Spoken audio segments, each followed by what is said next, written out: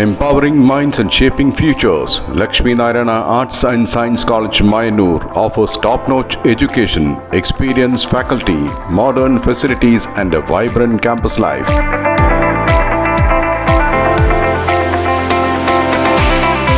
Join us for a journey of learning, growth and success. Admissions open, Lakshmi Narayana Arts and Science College, Mayanur.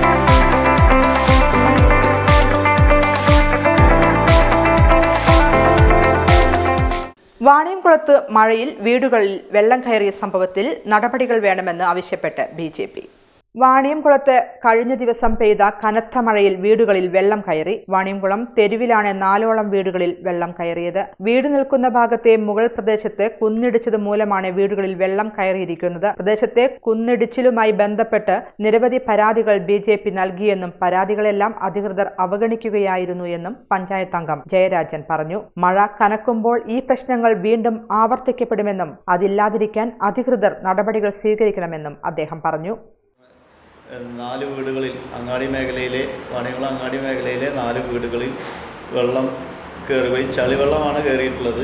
ചളിവെള്ളം കയറാനുള്ള കാരണം പറഞ്ഞിട്ടുണ്ടെങ്കിൽ തൊട്ടടുത്തുള്ള ഒരു പ്രദേശത്ത് അശാസ്ത്രീയമായ നിർമ്മാണം നടക്കുന്ന സ്ഥലത്ത് നിന്ന് ഉള്ള ഒരു പെട്ടെന്നുള്ള ഒരു വെള്ളം വന്നിട്ടാണ് ഈ വീടുകളിലൊക്കെ കയറിയിട്ടുള്ളത്.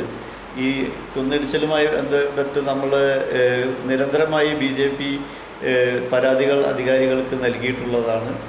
ഈ അധികാരികൾ ഈ പരാതിയെ അവഗണിച്ചുകൊണ്ടാണ് ഇങ്ങനെയുള്ള ഒരു കാര്യങ്ങൾ സംഭവിച്ചിട്ടുള്ളത്. മേലാൽക്കും ഇതുപോലെ മഴ പെയ്യുകയാണെങ്കിൽ ഇതേപോലെയുള്ള അപകടങ്ങൾ ഇനിയും വരുമെന്ന് ഉറപ്പാണ്. അപ്പോൾ അതിനു വേണ്ടിയുള്ള നടപടികൾ അധികാരികൾ എത്രയും പെട്ടെന്ന് സ്വീകരിക്കും.